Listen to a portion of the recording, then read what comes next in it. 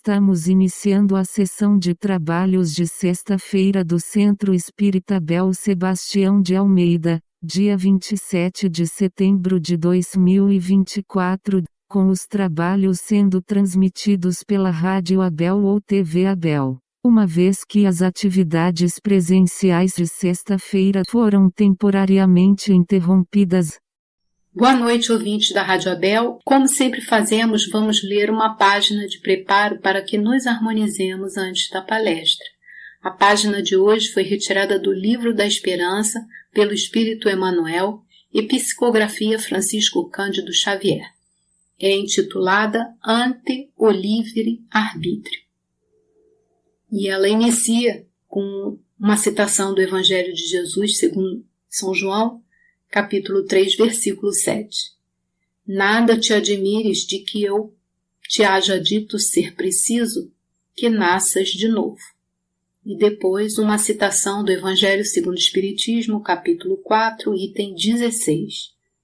Não há, pois, duvidar de que, sob o nome de ressurreição, o princípio da reencarnação era ponto de uma das crenças fundamentais dos judeus, ponto que Jesus e os profetas confirmaram de modo formal, donde se segue que negar a reencarnação é negar as palavras do Cristo.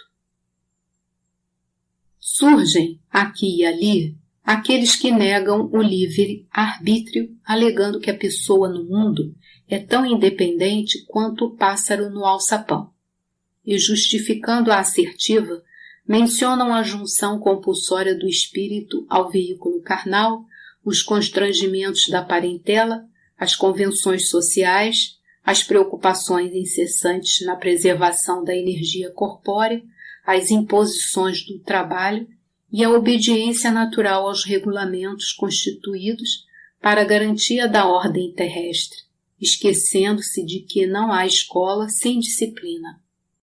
Certamente todos os patrimônios da civilização foram erigidos pelas criaturas que usaram a própria liberdade na exaltação do bem. No entanto, para fixar as realidades do livre-arbítrio, examinemos o reverso do quadro. Reflitamos, ainda que superficialmente, em nossos irmãos menos felizes, para recolher-lhes a dolorosa lição. Pensemos no desencanto daqueles que amontoaram moedas por longo tempo, acumulando o suor dos semelhantes, em louvor da própria avareza, e sentem a aproximação da morte, sem migalha de luz que lhes mitigue as aflições nas trevas. Imaginemos o suplício dos que trocaram veneráveis encargos por fantasiosos enganos, a despertarem no crepúsculo da existência, qual se fossem arremessados sem perceber à secura asfixiante de escabroso deserto. Ponderemos a tortura dos que abusaram da inteligência, reconhecendo à margem da sepultura os deprimentes resultados do desprezo com que se espezinharam a dignidade humana. Consideremos o martírio dos que desvirtuaram a fé religiosa, anulando-se no isolamento improdutivo ao repararem no término da estância terrestre que apenas disputaram a esterilidade do coração. Meditemos no remorso dos que se renderam à delinquência, hipnotizados pela falsa adoração a si mesmos, acordando abatidos e segregados no fundo das penitenciárias de sofrimento. Ninguém pode negar que todos eles, imanizados ao cativeiro da angústia, eram livres, conquanto os impeços do aprendizado na experiência física eram livres para construir e educar, entender e servir.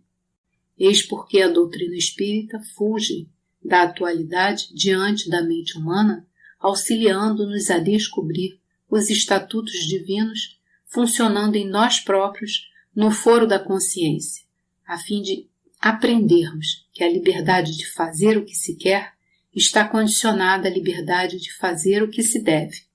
Estudemos os princípios da reencarnação na lei de causa e efeito, à luz da justiça e da misericórdia de Deus, e perceberemos que mesmo encarcerados agora em constringentes obrigações, estamos intimamente livres para aceitar com respeito e humildade as determinações da vida edificando o espírito de trabalho e compreensão naqueles que nos observam e nos rodeiam, marchando gradativamente para a nossa emancipação integral desde hoje.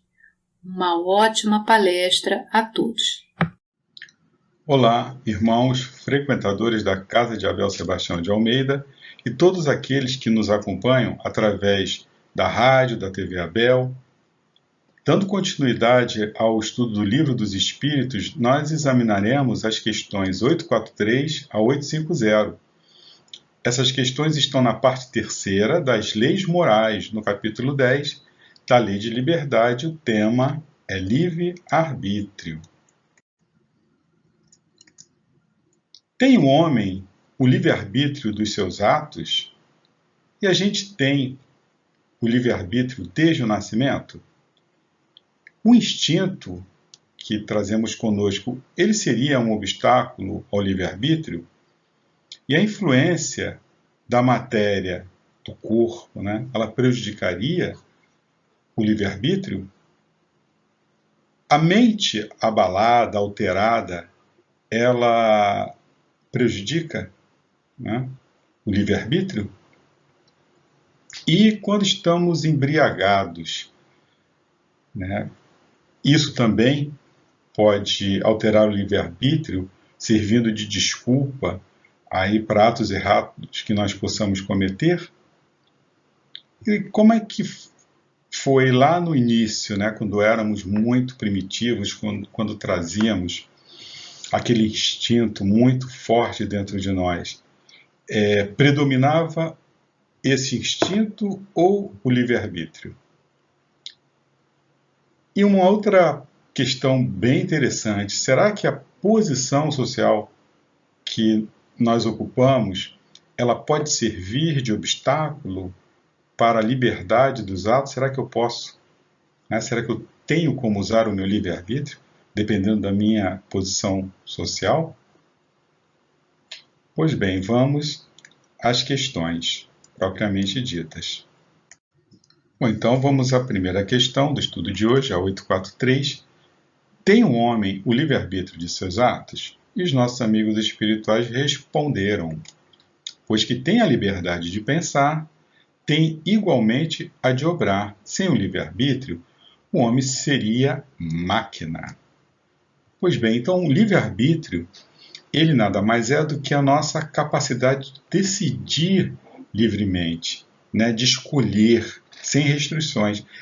É um atributo do próprio Espírito, que nos foi concedido pela misericórdia de Deus no momento da nossa criação, prova da sabedoria e da bondade de Deus, porque dando-nos o livre-arbítrio, ele quis que nós chegássemos por nós mesmos, pela nossa experiência, a distinguir o bem do mal, e que a prática do bem, ela resultasse dos nossos esforços e da nossa vontade.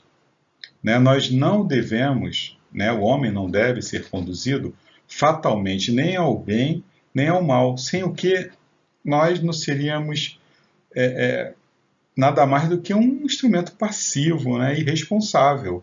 Como os animais, teríamos só os instintos a nos guiarem. Não cresceríamos, nós ficaríamos estacionários. Estamos sempre ali naquela faixa, e eu não experimentei, eu não decidi, eu quero fazer isso, eu vou fazer isso, eu devo fazer aquilo.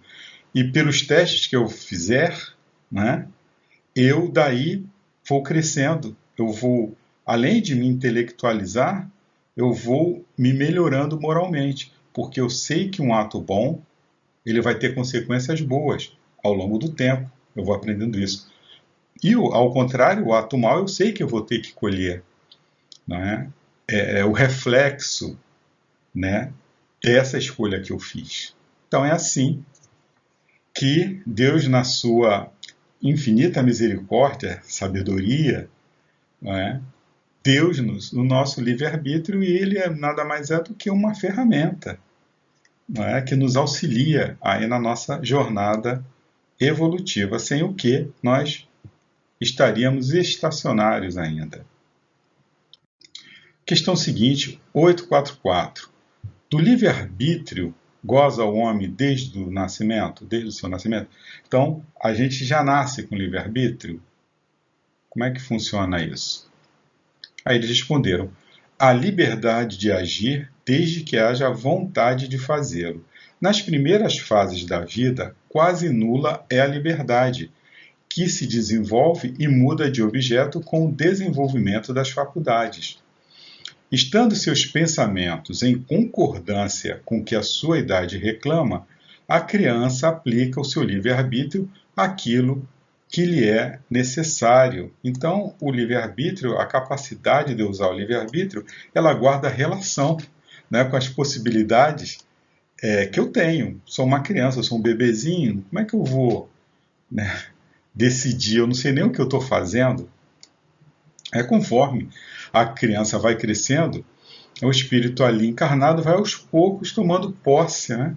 É como se os programas fossem baixados ali, né, das nossas potencialidades intelectuais e morais pré-existentes, né? A gente não pode esquecer que nós somos espíritos com um histórico aí, né? Nós trazemos aí um potencial de inteligência, de moral que eu já adquiri em vidas passadas.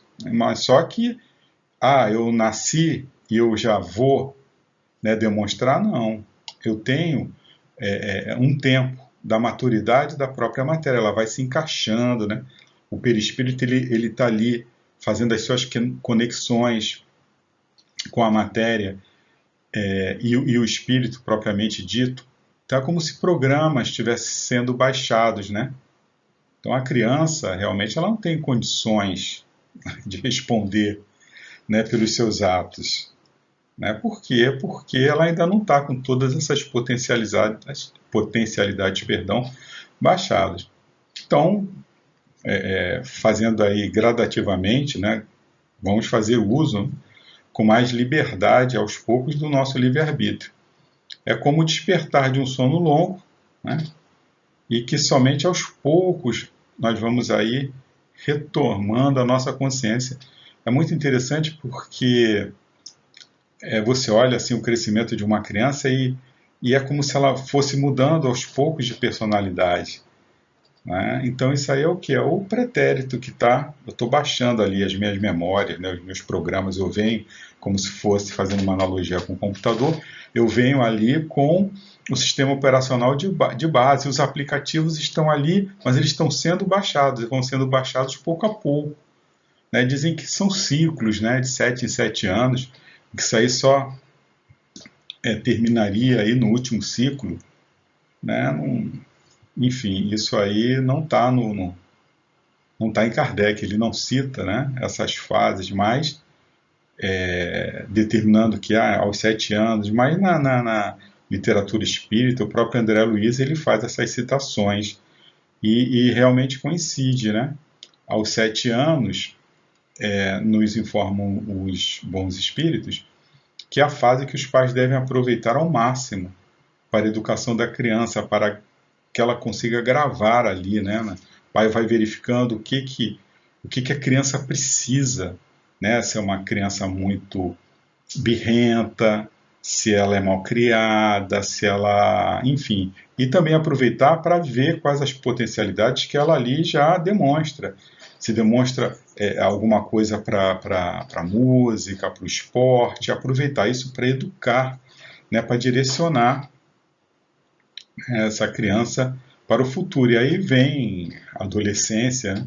Então é aquela história, né? Quem tem filhos sabe, né? Que esse período da adolescência realmente é como se você morasse com um estranho, né? Cadê aquela criança, né, que me procurava, que queria ir dormir na minha cama? Elas parece que são seres totalmente diferentes, mas é justamente porque aquele passado está sendo ali, né? Ela está tomando posse daquele passado. Então, por isso que nós temos que aproveitar até os 7 anos, que a criança é mais maleável, para incutir nela, né, dever, obediência, amor, carinho, respeito, né, porque depois fica muito difícil você querer educar uma criança que você sempre deu liberdade é na adolescência. Você falar, não, não pode fazer isso, não pode fazer aquilo, não pode jogar, não pode responder, é muito complicado. Então, nós temos que aproveitar esses ciclos, essas fases, né? Claro, dentro de uma... Né, a criança, ela tem uma capacidade de assimilar, né? E nós vamos ter que acompanhar aí essa capacidade de assimilação dessa criança ao longo do tempo. Questão 845. Não constituem obstáculos ao exercício do livre-arbítrio as predisposições instintivas que o homem já traz consigo ao nascer? Será que o instinto que eu já tenho, né, esse instinto não vai prejudicar as minhas decisões? Olha o que eles respondem. As predisposições instintivas são as do espírito antes de encarnar. Conforme seja este mais ou menos adiantado, elas podem arrastá-la à prática de atos repreensíveis, no que será secundado pelos espíritos que simpatizam com essas disposições. Não há, porém, arrastamento irresistível, uma vez que se tenha a vontade de resistir. Lembrai-vos de que querer é poder, e aí ele faz uma menção à questão 361. E vamos lá então à questão 361. A origem das qualidades morais, boas ou más, do homem são as do espírito nele encarnado. Quanto mais puro for o espírito, mais propenso ao bem é o homem. Sendo assim, o homem de bem é a encarnação de um bom espírito, e a encarnação de um homem vicioso é de um espírito mau, ou melhor dizendo, imperfeito, pois não existem espíritos votados inteiramente ao mal. Pois se assim fosse, existiriam os demônios e afins que teriam sido criados por Deus com o propósito de serem eternamente maus, causando a perturbação e fomentando o mal entre as criaturas. Portanto, eu guardo sempre uma relação, não é, com o progresso intelectual e mais fortemente com o progresso moral para o exercício do livre-arbítrio, né? O instinto, nós trazemos o nosso instinto, ele vai ser muito mais predominante quanto mais atrasado eu for. Nós já vimos isso. Quanto mais primitivo, né, mais o instinto vai estar ali, não é, aparente à frente do livre-arbítrio. Porque o livre-arbítrio, ele é como se fosse também um programa que eu vou preenchendo, né? Quanto mais eu sou evoluído, mais refinamento eu tenho desse livre-arbítrio, eu vou refinando. Porque coisas que para mim eram certas, né, de fazer dentro de uma realidade, né, conforme eu vou crescendo intelectualmente e moralmente, eu vou modificando aquela minha visão. Eu falo, peraí, eu fazia isso no passado, mas isso na realidade é errado, é muito errado, né? Então, eu vou melhorando também, eu vou refinando, não é, esse programinha que se chama livre-arbítrio, né? Nós, instintivamente, o que fazemos? Procuramos o nosso bem-estar, né? O desejo desse bem-estar, ele força, né, o homem a tudo melhorar, impelido, né, que nós somos pelo instinto de progresso, por aquele instinto de conservação que está na lei da natureza, né? Ocorre, né, porém, que não tendo evoluído suficientemente o homem, ele pode lançar mão de atos, né, contrários à lei de Deus para satisfazer essas necessidades que ele não tinha conhecimento. Eu quero satisfazer uma necessidade, eu preciso me proteger, eu preciso comer, eu preciso proteger a minha prole, eu vou lançar mão dos recursos que eu tenho à mão. Não quero saber se isso vai custar a vida de pessoas inocentes. É um instinto de conservação, isso lá no início, né? À medida que avança na vida espiritual, a alma, né, que enveredou pelo mau caminho, ela vai se esclarecendo, ela vai despojando pouco a pouco, né? Nós vamos tirando aí as nossas imperfeições, nós vamos nos melhorando, nós vamos nos tornando pessoas mais antenadas com as leis universais que nos regem, né? E aí isso aí vai depender do quê? Da nossa maior ou menor boa vontade, né? Que nós tenhamos para exercer esse livre-arbítrio. Então, isso tudo depende do nosso próprio esforço. O livre-arbítrio ele vai se refinando, ele vai se aprimorando, conforme também eu queira. Porque senão eu posso ficar lá no vício parado também, né? Eu estou usando o livre-arbítrio. Né? Para mim aquilo ali é o certo, aquilo ali me satisfaz. Não é? E eu não quero tomar conhecimento, eu não quero evoluir. Então são questões de escolhas, eu vou ter também uma escolha. Eu estou usando o meu livre-arbítrio. Né? Só que vamos dizer assim, o livre-arbítrio 1.0, eu já estou lá na edição 14 ponto alguma coisa, eu estou parado no tempo, né? Estou parado no tempo. Então nós temos que evoluir, né? Nós temos que usar essa ferramenta que nós temos, essa possibilidade de testar, né? O teste é empírico, né? Eu vou na tentativa e no erro. Eu fiz, rapaz, eu fiz uma coisa errada, né? Contra o meu irmão, né? E eu vou ter que arcar com isso, vou ter que arcar com essa responsabilidade.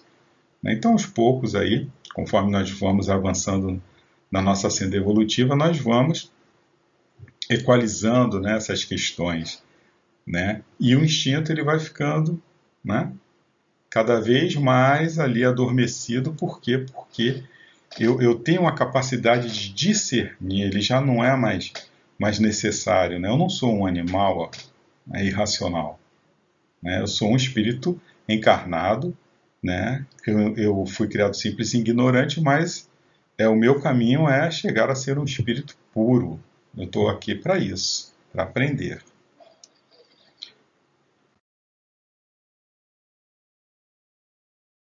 Questão seguinte, 846. Sobre os atos da vida, nenhuma influência exerce o organismo?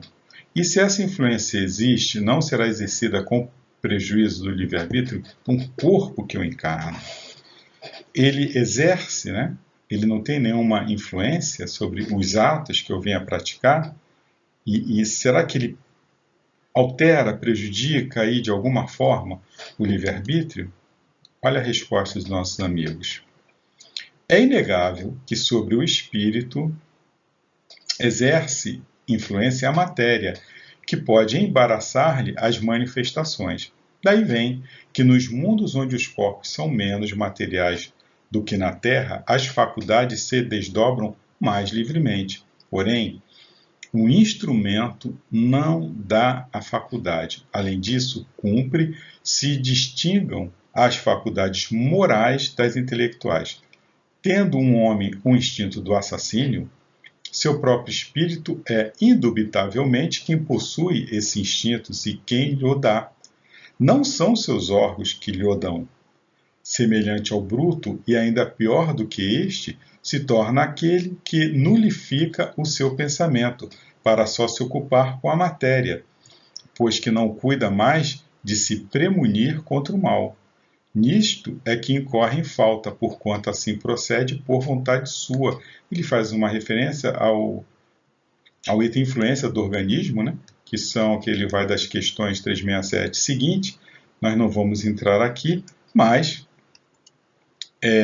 nós já estudamos, né, a influência do organismo, e a gente verificamos que nós verificamos que podemos comparar a ação que a matéria grosseira exerce sobre o espírito a de um charco lodoso sobre um corpo nele mergulhado, ao qual tira a liberdade dos movimentos.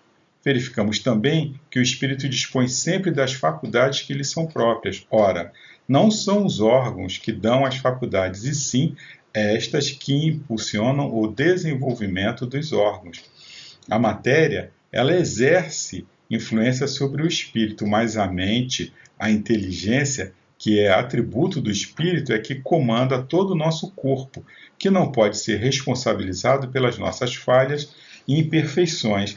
Então, a nossa matéria fala, a carne é fraca, né? Eu fiz aquilo porque eu tenho a carne fraca.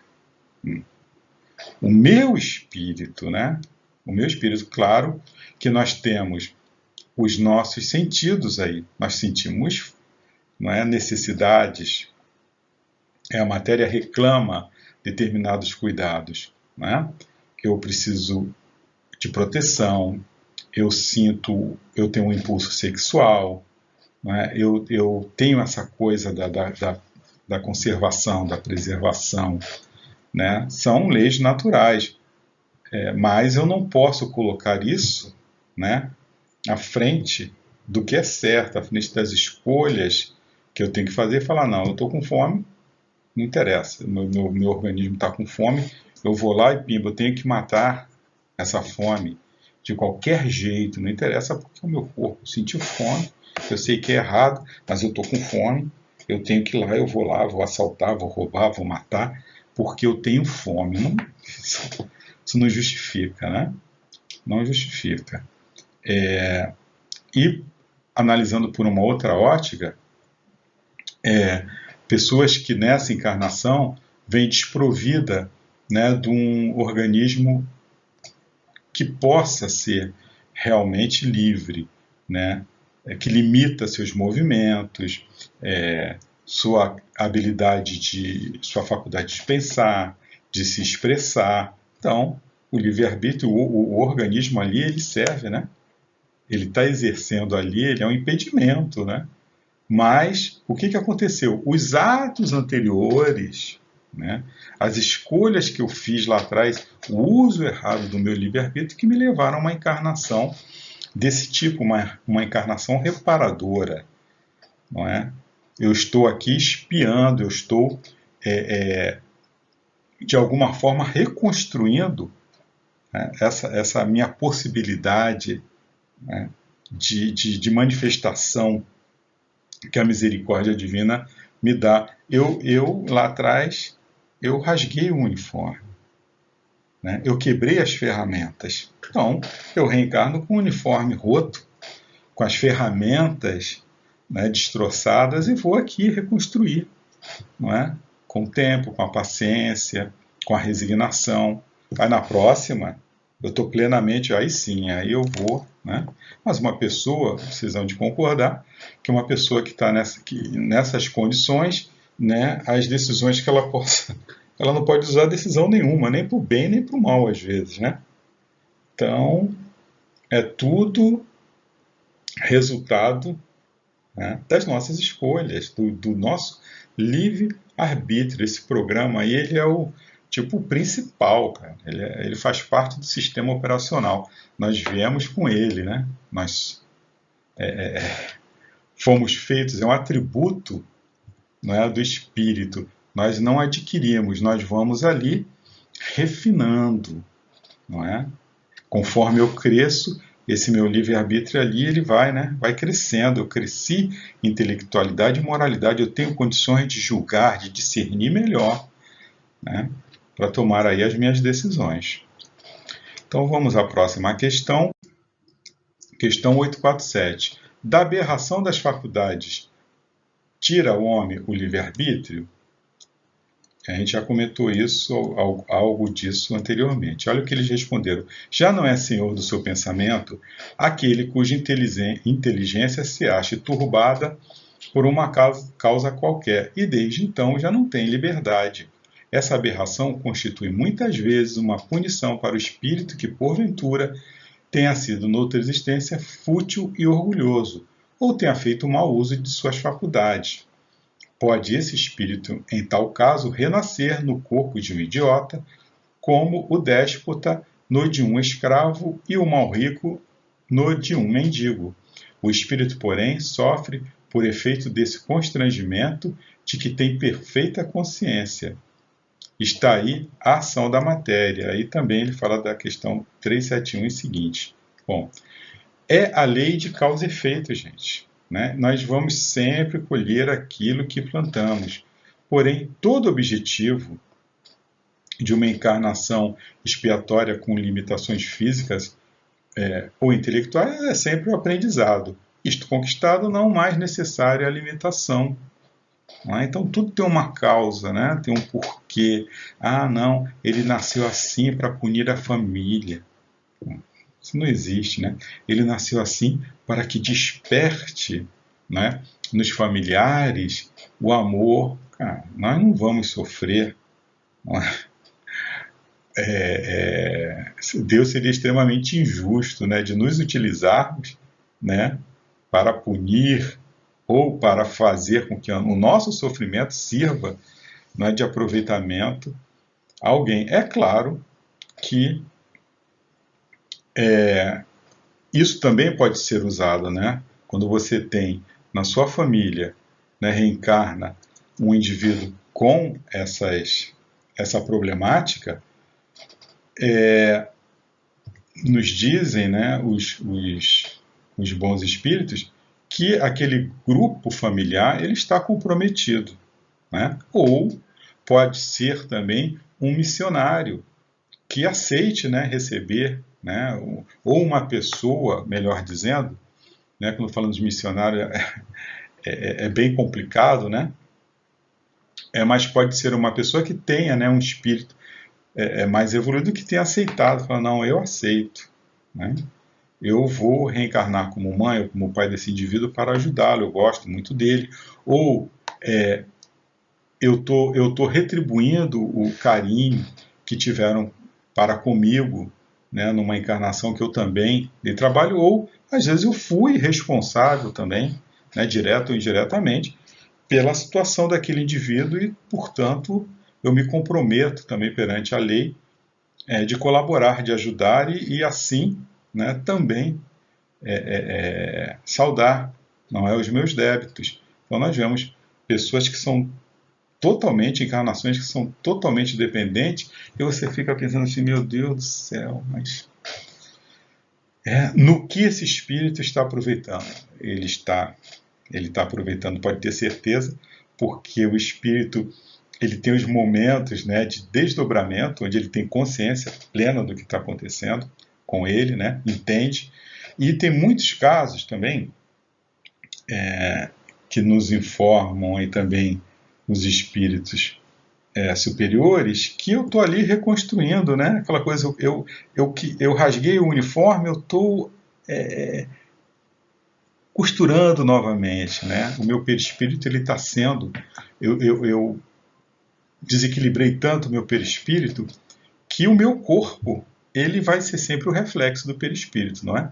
Então eu tenho que reconstruir o quê? O perispírito. Então esse processo, né, essa encarnação difícil, ela serve para isso.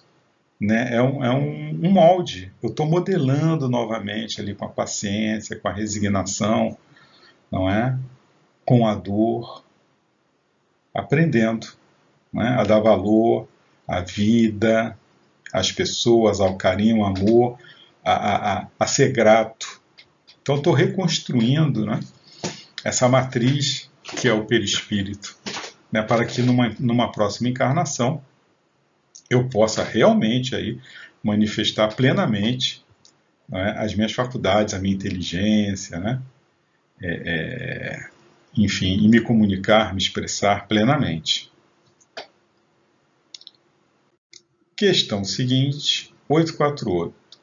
Servirá de escusa aos atos reprováveis o ser devido à embriaguez e à aberração das faculdades intelectuais? Então, eu posso usar a embriaguez como desculpa, né, para atos que eu cometa, atos reprováveis? Olha o que os nossos amigos respondem. Não, porque foi voluntariamente que o ébrio se privou da sua razão para satisfazer as paixões brutais. Em vez de uma falta, comete duas. O homem ele será sempre responsável pelos seus atos e pelo desdobramento de eventos que deles decorram. Acidente de trânsito, que o condutor, estava embriagado, ele vai responder. Não interessa se ele estava embriagado, se ele dormiu ao volante. Ele, quando bebeu e pegou a direção, ele assumiu a responsabilidade, né? E ele vai ter que responder por aqueles atos. Eu bebi porque eu estava com uma desilusão amorosa. desilusão amorosa. Então, acho que a gente tem que mergulhar profundamente, né, nessa questão, porque no passado era muito comum, né? Eu tive uma desilusão amorosa. O que é a desilusão amorosa? É uma pessoa que me traiu, é uma pessoa que eu amava muito e não me ama, me deixou. Ora, ninguém é obrigado a nos amar, né? Nós temos que mudar esse nosso pensamento, né? As pessoas são livres, como eu sou livre, né? Eu posso me apaixonar por uma outra pessoa, né? Mesmo que essa pessoa tenha feito a coisa de uma maneira errada, isso não é motivo, não deve ser motivo para eu acabar com a minha vida. Né? O que eu estou fazendo na realidade é me comprometendo. Né? As pessoas têm direito, elas estão usando do seu livre-arbítrio também para tomar as decisões. Se elas estão erradas, se elas agirem errada, elas vão arcar com isso. Agora, nós precisamos seguir a nossa vida. Né? Essa coisa da desilusão, ela tem, né, uma grande carga de orgulho, né? De egoísmo, não tem? Não, eu quero, aquela pessoa é minha, aquela pessoa me pertence, aquela pessoa não pode amar mais ninguém a não ser a mim. Então, é complicado, né? Nós temos que fazer esse exercício, né? Ninguém é de ninguém, né? Nós somos todos filhos da misericórdia divina, nós somos todos irmãos, né? E se eu experimento hoje uma desilusão amorosa nesse nível que me faz sofrer, eu tenho que tirar daí as lições. Será que, já que tudo que eu passo aqui seria um reflexo das minhas escolhas, né? Ou um teste, se for reflexo das minhas escolhas no pretérito, então eu estou espiando, né? Eu estou vendo o mal que eu causei, que eu infligi a alguém. Né? Então eu tenho que pensar sobre isso. E se for um teste, será que eu estou passando bem no teste do desapego? Né? Nós não somos donos de ninguém. Né? Tudo pertence a Deus. Então a gente tem que refletir sobre isso. Parar de ficar alimentando, né, esse tipo de sentimento. Né? O amor, nós temos que construir esse amor de uma maneira pacífica, agradável. Né? O amor ele não pode privar nem a pessoa que eu amo, nem a mim. Não é? Se eu amo verdadeiramente, eu tenho que ser bom, né? Usar do amor, do verdadeiro amor para com aquela pessoa.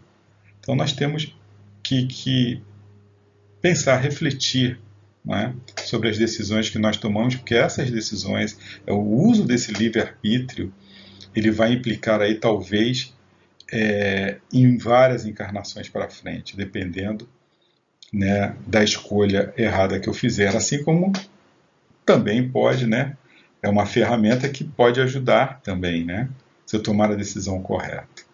Então a gente precisa mudar esse raciocínio dentro da gente, estarmos preparados, né? Tudo pode acontecer, não é mesmo? Questão seguinte, 849. Qual a faculdade predominante no homem em estado de selvageria? O instinto ou livre-arbítrio? E o que eles respondem? O instinto.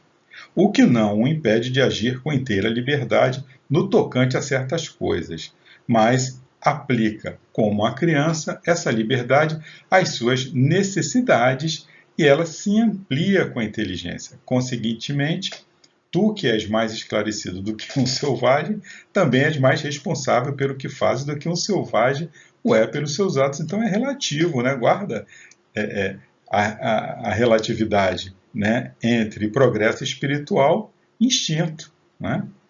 Maior conhecimento implica, né, evidentemente, em maiores responsabilidades. Na nossa origem, o que predomina em nós? Nos instintos. Né? Quanto mais avançado e corrompido, né, as sensações, quanto mais instruído e depurado os sentimentos. Né? E o ponto delicado do sentimento, ele vai ser sempre o que? Ele é o amor. Não o amor no sentido vulgar, né, do termo, mas esse sol interior, né, que condensa e reúne seu ardente foco todas as aspirações e todas as revelações sobre-humanas. Então, é esse amor universal, não a paixão, não é isso. Esse amor que liberta. Né? Quanto mais conhecermos, né, maior responsabilidade nós temos. Quanto mais primitivos, né, mais instintivamente vamos agir. Nós não somos mais primitivos, eu não posso agir por impulso. Eu tenho uma situação hoje, aí instintivamente alguma coisa, um instinto me levou àquilo. Não, eu tenho razão, eu tenho que usar a minha razão, eu tenho que ponderar, eu tenho que pensar, né, corretamente. Né? E eu tenho que entender que eu estou aqui, eu estou depurando, não é, os meus sentimentos. Isso aqui, na realidade, o mundo é uma oficina, se nós pararmos para pensar, é uma oficina de amor. Né? Nós estamos aqui para quê? O que acontece quando o espírito evolui? O que predomina nesse espírito que diferencia ele de nós? Amor. Né? Então nós estamos nos arrastando ainda, né? Na conquista, no depuramento desse sentimento. Nós temos muito ainda aquela coisa da posse, né? Que está mais para lá, né? Mais para o primitivo do que... Né? Espírito evoluído tem esse sentimento? Não. Né? Então, mas eles cuidam. Né? Então é isso que a gente tem que ter em mente. Né? Cuidar sem posse, né? Com amor, com carinho. Né? Eles não instruem perfeitamente. Eles não amam, protegem, cuidam. A gente pode fazer tudo isso. Amar, cuidar, proteger. Nós podemos refinar, nós estamos aqui para isso. Né? Para aprender. Né? Ninguém vai deixar de reencarnar aqui neste planeta para reencarnar num plano elevado sem ter conquistado isso. Né? O exemplo do Bezerra de Menezes poderia, né, já estar encarnando em outros planos. O que ele escolheu, ele pediu. Ainda tem seres neste planeta que eu quero ajudar. Né? E, se me permitir a misericórdia divina, eu quero ajudar os meus irmãos em dificuldades na Terra. Então, o amor do Bezerra já é aquele amor abrangente, não é mais um familiar, não, ele já olha, né, ele vê isso como um todo, a humanidade que sofre ainda e quer auxiliá-la. Mas se ele quisesse, ele já poderia, né, encarnar em outros planetas mais adiantados. Mas o próprio amor que ele conquistou faz com que ele não queira. Isso para ele não faz sentido, né? Eu acho que no coração dele, ele pensa que ele estaria abandonando, né? Como é que nós nos sentiríamos vendo ali os nossos irmãos? Aí chegou um barco, aí eu sei nadar, eu posso pegar aquele barco ali e ir embora. E eu vou deixar para trás aqueles que eu amo? Não. Né? Então é assim. Nós estamos aqui para aprender, para evoluir. Põe a questão 850, a última questão do estudo da noite de hoje. A posição social não constitui, às vezes, para o homem obstáculo à inteira liberdade de seus atos? E olha o que eles respondem. É fora de dúvida que o mundo tem suas exigências. Deus é justo e tudo leva em conta. Deixai-vos, entretanto, a responsabilidade de nenhum esforço empregardes para vencer os obstáculos. Então, às vezes, né, a nossa posição social, ela nem permite muito, né, o uso do nosso livre-arbítrio de escolha, porque muitas vezes nós nem escolha temos. Mas olha só, o esforço para vencer os obstáculos. Né? Rico ou pobre, né, inculto ou letrado, patrão ou empregado, independente, né, da posição social que nós nos encontramos, nós podemos sempre dispor, né, do nosso livre-arbítrio. Dificuldades, né, os obstáculos do caminho, eles fazem parte do nosso aprendizado. E o esforço, né, para vencer, para transpor, esses obstáculos, eles são todos nossos. Ninguém, né, por mais simpatia que um espírito possa ter por nós, eles não vão poder, né, viver as nossas experiências, por tomar as decisões por nós, transpor os obstáculos por nós, se esforçarem por nós. Somente, né, nós nos preparando, enfrentando, né, a nós mesmos, né, lutando contra as nossas, contra o nosso egoísmo, o nosso orgulho, é que nós vamos conquistar, né, a sabedoria, né, e vamos aprender, né, e poderemos seguir adiante. A árvore, né, ela convive ali com aquele vento, pois é necessário, né, para que as folhas se renovem, né? É necessário também para a polinização, para a dispersão das sementes, para alívio dos parasitas. Então, os obstáculos, eles são na nossa vida como o vento, né? A gente precisa de uma chacoalhada, a gente precisa para mudar, para tomar decisões, senão a gente vai ficar ali, ó, no conforto, flat, na vida boa, na vida mansa, e nunca, né? Então, a tempestade, ela chega, ela vai chegar na vida de todos nós, justamente para que nós sigamos adiante, né? Nós devemos nos habituar com isso, né? Com essas intempéries, com essas coisas que acontecem, né, na nossa vida. A gente fala, do nada, estava tão bem. Tem outra frase engraçada: quanto mais eu rezo, mais assombração me aparece, mas continua rezando, porque vai continuar aparecendo, e é para aparecer mesmo, são as provas, né? Imagina, eu vou para uma escola, essa escola não tem prova. Você estuda se você quiser, né? Você faz prova se você quiser. Não tem prova, não. Eu não vou aprender nada, né? Nós devemos o quê? Fortalecer as nossas raízes, né? Para que essa planta que somos nós não venha tombar aí com as rajadas mais fortes, né? Aquela coisa da casa também, que a gente deve construir a nossa casa, né, na pedra, né? Porque virão os ventos, as ondas, aí ela vai continuar de pé. É a fé, é a certeza, né, no bem, em fazer o bem, persistir no bem, continuar em saber que tudo passa, né? Tudo passa, né? Tanto o dia bom, agradável, quanto o dia ruim, né? Se eu estou num bom dia, aproveita, né? Se eu estou num dia mau, espera, ele passa também. Então é isso, meus irmãos.